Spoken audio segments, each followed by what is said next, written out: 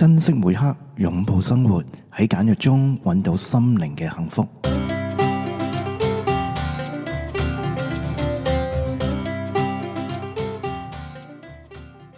唔能夠滿足自己需要嗰時，都唔會覺得委屈。呢句話係今集嘉賓 Ali 同我講嘅。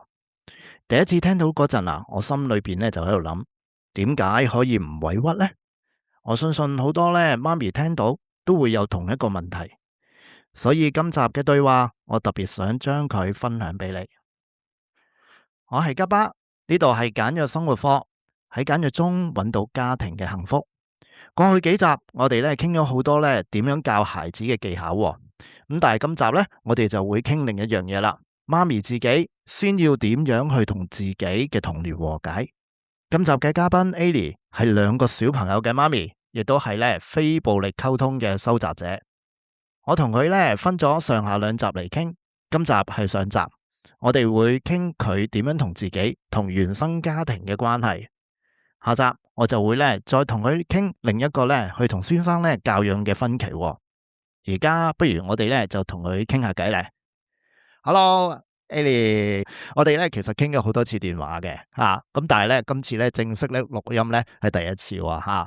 不如先同大家講下其實你點樣遇到非暴力溝通呢樣嘢啦？遇上非暴力溝通咧，其實就源於嗰陣時，仔仔有一齊參與共學，即係大家家長帶住小朋友一齊出去玩嗰啲共學。咁咧有一次咧，就有位家長咧就介紹本書俾我哋睇，就係非暴力溝通創辦人馬歇爾·盧森堡博士所寫嗰本《愛的語言》係啦。咁咧我哋就大家一齊去團購啦，購咗嗰本書共讀啦。咁嗰陣時咧，我睇完呢本書就覺得哇，點解咁正嘅？原來有呢樣嘢叫做非暴力溝通。哇！如果真係越嚟越多人學習，然後又實踐嘅話，哇！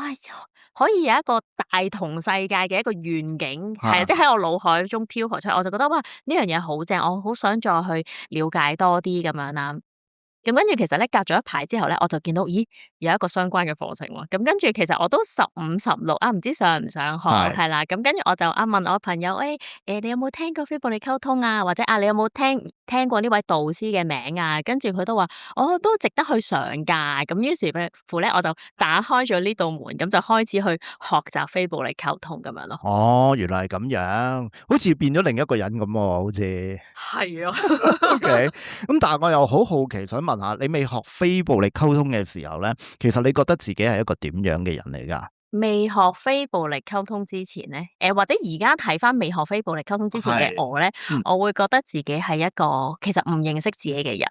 係啦，即係唔認識自己，其實自己有啲咩嘅情緒啊，或者其實我真正想要嘅係咩啊？其實我都唔清楚咯，係啊。係，不過我聽你咁講我有一種感覺啊。其實可能你以前係一個習慣將自己嘅感受放低嘅人。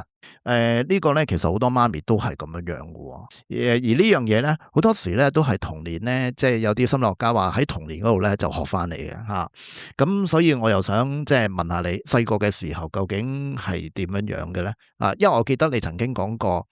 就話你細個嘅時候好似冇咩童年嘅回憶啊。呢句説話我印象幾深刻。或者講下我屋企嘅少少背景咁樣啦，係啦。咁我屋企咁有4個兄弟姊妹嘅，咁我係排第3咁樣啦，係啦。咁唔知係咪因為排喺中間嘅關係咧，咁就會好似學習到排喺中間嘅小朋友嘅生存模式，係啦。咁就係中間係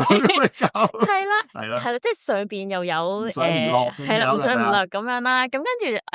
可能就係因為排咗喺中間，跟住就會慢慢學習到我唔可以為屋企再增加啲咩嘅負擔啦。我要做個乖乖女啦，啲嘢我要自動自覺嘅咁樣啦，係啦，即係總之就一個乖乖女嘅形象啦，係啦，唔好挑起任何嘅衝突啦，係啦，有啲乜嘢就算啦，係啦，因為你嘈嘅就唔係一個乖嘅小朋友，即係細個嘅時候好多時接收到嘅信息就係你嘈啦，你曳啦，就唔係一個乖嘅小朋友嚟噶嘛，咁啊 OK 好啦，我好多時都唔出聲啦，要幫手人哋未開聲我就去咗幫手咁樣嗰啲啦，就係一個咁樣嘅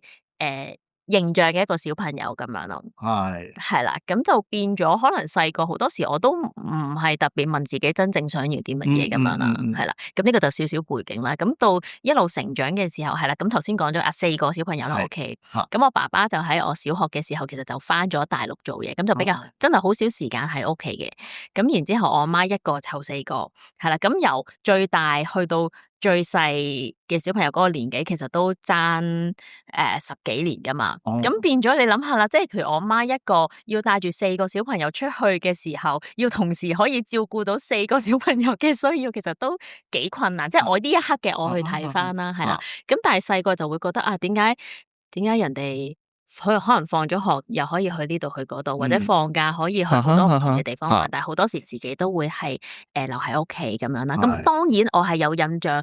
有啲可能特別嘅節日，我哋都會全家出去玩嘅，但係其實真係唔多。OK。不過我喺度諗緊，其實我哋嗰個年代好多都係咁樣嘅嚇，即係四個兄弟姊妹，媽咪一個人去湊咁樣嚇。咁但係其實我相信每個小朋友個感受都唔一樣嘅嚇，可能阿哥同最細嗰個咁樣係咪啊嚇？你嗰陣時咧見到其他同學嚇，即係啲爸爸媽媽可以帶啲小朋友去玩啊，咁但係你自己又好似即係因為爸爸已經即係成日唔喺香港啦，其實嗰陣時你個感覺係點樣樣嘅？其實係。梗係羨慕啦，係啊，即係譬如有時咧行過見到點解啲小朋友可以成日落公園玩嘅？點解我淨係可以留喺屋企嘅咁樣咯？即係都會羨慕點解人哋可以成日去唔同嘅地方玩咁樣咯。但係有啲就可能會埋怨嘅喎，做乜嘢淨係即係你睇下人哋阿爸阿媽咁，即係可能譬如現代嗰啲都係啦，人哋又有乜乜手機，爸爸或者媽咪買俾佢，點解我又冇咁樣嚇？即係你係有羨慕，但係又我唔覺你好似都去埋怨嘅，即係有啲小朋友會係埋怨嘅其實咁即係點解你又可以更加即係？你點樣可以放得低咧？其實呢一樣嘢。我諗唔係話放低，但係我可以話係冇埋嘅，即係正如好似頭先我所講，係啦，即係我排咗喺中間，我學習到嘅就係要做一個乖乖女，係啦，即係我唔可以令屋企人增加負擔，係啦，即係可能我會羨慕，可能我都會有唔開心、有失望，但係如果我仲去埋怨爸爸媽媽俾唔到嗰啲嘢我嘅時候，咁我就唔係一個乖嘅小朋友啦。即係可能有呢樣嘢喺我個腦度自動運行咗、過濾咗，所以咧我就將埋怨呢樣嘢咧就可能病埋咗，或者可能甚至乎唔俾佢出現，係咁樣咯。係，咁但係你大個咗到你自己做媽咪，會唔會可能譬如你而家啲小朋友會有啲補償俾佢嘅咧？即係可能我細個嗰陣時都冇，咁都唔希望而家啲小朋友都冇咁樣，會唔會有呢個諗法啊？絕對地有，係啦，講多啲嚟聽下，絕對地有，因為係啦，即係頭先所講就我冇唔係話好多機會可以周圍去啦，而且就算可能去嘅地方都係有限啦，即係我媽一個帶4個去嘅地方有限啦。咁所以咧到我自己有咗小朋友，即係第一個小朋友嘅時候咧，咁好似頭先一開始所講啦，我會帶佢去參加共學啦，係啦，即係可能去唔同嘅地方去玩啦。更甚嘅就係我哋去咗，即係我住九龍東嗰邊噶嘛，跟住我哋係喺錦田租咗塊田，哇，好開心嗰邊去耕田係啦，咁但係咧，比着以前嘅我咧，即係成長時期啦，甚至乎係未有小朋友之前嘅我咧，你叫我個星期去咁遠嘅地方去晒咧，我諗我都係唔願意嘅。係 OK， 係咪因為你讀咗非暴力溝通，所以會有呢一個轉變咧？其實？我諗呢個轉變比較多係好似頭先你提到嘅嗰個補償係啦，即係我會覺得我細個冇經歷過呢啲周圍遊山玩水啊，呢度去嗰度去嘅一啲嘅回憶或者經歷啦，咁我好想同個仔一齊去經歷翻童年可以係咁樣嘅。會唔會亦都即係有唔同嘅角度睇翻嗰陣時媽咪即係嗰個辛勞啊，或者係處境啊咁樣樣？都會有嘅，係啦，即係喺呢個學習非暴力溝通嘅過程入邊咧，再加上而家自己有2個小朋友啦，係啦，真係哇！當你有2個小朋友，跟住仲要佢啲年紀唔係相近嘅時候咧，都真係幾難去安排一啲活動可以同一時間2個一齊去做咁樣。係啊，咁呢個此其一啦，此其二就係因為喺非暴力溝通入邊咧，其實會講到好多關於需要嗰方面嘅嘢噶嘛，係啦，就係其實我哋嘅需要有冇滿足咧？咧？咁啊，咁其可唔可以講實就會嗱？呢個即係稍微停少少先，好可能咧有啲聽眾可能想了解多啲，所謂嘅需要其實係啲乜嘢咧？其實嗯，簡單啲嚟講咧，嚇其實我哋每一日所做嘅每一個決定或者每一個行動咧，其實都係嘗試滿足緊我哋嘅需要嘅，係啦，即係嚇簡單到嚇，今日嘅 lunch 食乜嘢，嗯係啦，即係最簡單啊，可能肚餓，我知道要去食飯，係啦，嚇即係去食飯呢個行動就係滿足果腹嘅需要啦。咁嗯但係啊，我決定食乜嘢咧？嚇係啦，我可能啊，我今日想為我嘅身體嘅健康着想，可能我就去揀素食啦，即係可能去 detox 一下咁樣啦，係啦。咁又或者，哇，隔離開咗間新嘅餐廳喎，我想試係嗰個新嘅嘢食，咁可能今日嘅 lunch 我就去試新餐廳，係可能就係滿足我一個可能嘗試新事物嘅一個需要咁樣，係啦。又或者，今日好似帶得唔夠錢喎，咁可能我去買個華語結食，係啦，即係其實就係啊，你去食飯都可以有好多唔同嘅選擇，而係每一個唔同嘅選擇背後，其實都係滿足緊你唔同嘅需要咯。 OK，明白。我剛才咧啱啱咧，我聽到你話其實媽咪咧都盡咗力嘅，咁但係即係你感受到呢樣嘢嘅時候，其實會唔會可能你自己有啲情緒啊，或者身體會有啲唔同嘅感覺啊嗰啲啊？其實嗯。喺慢慢一路深入非暴力溝通呢個領域嘅時候，咁其實我都慢慢一步一步去睇到啊，其實媽媽已經盡咗佢嘅力去滿足成個家庭嘅需要，嗯。係啦。咁而當我即係我唔係話一下子即刻睇到嘅，我可能係逐少逐少慢慢睇到。係你點樣睇逐少逐少睇到咧？即係有啲人可能一生都未必會睇到呢一樣嘢。嗯，因為學習非暴力溝通嘅過程之中，其實好多時都要去揾自己一啲自身嘅例子，可能去做練習咁樣啦，係啦。咁可能其實你今日揾嘅例子咧，係你同你嘅伴侶，或者可能同你嘅小朋友嘅一啲日常相處嘅例子。但係咧，其實你慢慢抽絲剝繭咧，其實都係有受到你原生家庭嘅影響，受到你一啲細個經歷嘅影響。咁而由呢個部分咧，我就會睇到啊，原來有時可能同媽媽嘅相處啊，或者去睇翻啊，點解媽媽嗰陣時會做呢個決定嘅呢個過程之中咧，其實你會睇到係啊，可能媽媽當時當刻佢做呢個決定，喺我嘅角度嚟講，我可能有需要未滿足，但係我都會睇到其實佢真係盡咗力嘗試去滿足大家嘅需要，係啦。咁然之後慢慢一步一步，自己可能又會即係都會同自己陪伴自己嘅情緒啦，係啦，咁就會慢慢去睇到啊，其實媽媽都真係已經盡咗力去做咁樣咯，係啊。但係因為可能以前頭先都講到會有羨慕啊、失望啊、唔開心嘅呢啲情緒，係啦，可能每一次去睇翻嘅時候，可能我就會去可能陪伴，可能我今次係陪伴嗰個羨慕嘅情緒，跟住可能下一次我陪伴失望嘅情緒，即係慢慢去擁抱翻係啊，我去確認我嗰陣時真係有呢一啲嘅情緒，讓呢啲情緒真係慢慢去流動翻咁樣。可能有啲聽眾會好好奇，就係點樣去擁抱自己嘅情緒啊？其實呢樣嘢點樣做到咧？即係譬如可能我唔開心或者覺得好失望咁樣，咁我只係知嘅啫咁，但係點樣可以做到擁抱嘅情緒呢樣嘢？我諗其實呢個都即係又要講翻啊，其實我哋好多人嘅成長過程之中，其實我哋係唔係好接觸情緒呢一個部分嘅，係啦，即係可能我哋連情緒嘅詞彙可能都係非常之有限，係啦，即係頭先我講到某一啲嘅可能唔係咁愉悅嘅情緒嘅時候咧，可能我哋習慣就係一知道我就即刻拱開佢，係啦，或者無視佢，視而不見，係啦。咁但係其實咧，情緒為我哋嚟講咧，係啦。情緒咧係一種流動嘅能量嚟噶嘛，其實當我哋有情緒升起嘅時候咧，我哋身體入邊係有一啲能量係產生咗出嚟。咁但係當我哋無視呢一啲情緒嘅時候咧，唔容許呢啲情緒或者唔去承認我哋有呢種情緒，其實我哋壓抑緊我哋身體入邊嘅情緒啦。咁其實佢可能就係塞咗喺我哋身體某一啲嘅部分，或者儲存咗喺我哋身體某啲嘅部分。但係當我哋即係譬如在於我自己收集非暴力溝通嘅角度嚟講，咁我重新去檢視翻我可能童年嘅一啲嘅事件嘅時候，我重新看見到啊，原來我喺呢件事件上面，原來我係有失望、有傷心。係，即係經歷翻嗰個情緒咁樣。係啦，即係我去看見翻，原來嚇我係有呢啲情緒，係啦，然後慢慢去同自己嘅身體連結。啊，呢啲感受位於我嘅身體嚟講，佢係點樣呈現出嚟咧？係啦，即係讓佢即係讓呢啲嘅情緒你喺個身體再次去流動。因為其實咧，如果我哋唔讓呢啲情緒嘅能量流動咧，頭先所講就會塞咗喺入邊啦，而且佢塞咗喺度嘅時候，你唔知佢幾時再出現噶嘛。但係當我哋看見佢，讓佢流動嘅時候，其實佢就會慢慢再消散噶嘛。OK，我記得咧，非暴力溝通裏邊咧有一個好重要嘅概念叫哀悼。係啊，好多人聽到呢個字就會覺得啊好沉重，好似即係有啲人走咗咁樣。咁但係你係點樣經歷呢一個嘅過程咧？其實啊，又或者可唔可以用你自己個方式去形容下呢一樣嘢？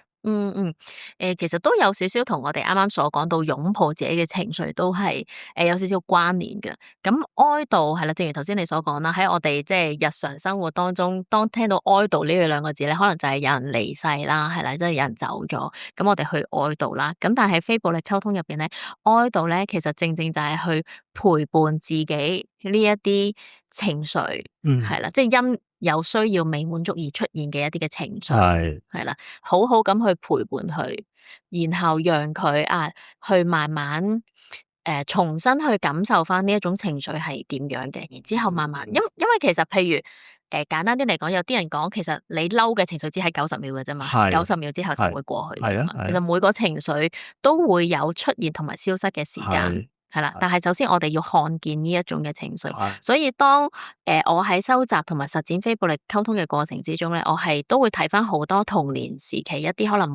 因為一啲冇滿足嘅需要而產生咗嘅一啲嘅情緒啦，係啦，即係有可能失望啊、傷心啊等等啦。咁當我看見翻原來我細個都有咁多呢啲唔同嘅情緒嘅時候，我容讓佢哋出現，係啦，呢個所謂嘅哀悼就係我承認我自己有呢啲嘅情緒，我容讓呢啲情緒喺此時此刻係呈現翻出嚟，然後好好咁去陪伴呢啲嘅情緒，讓佢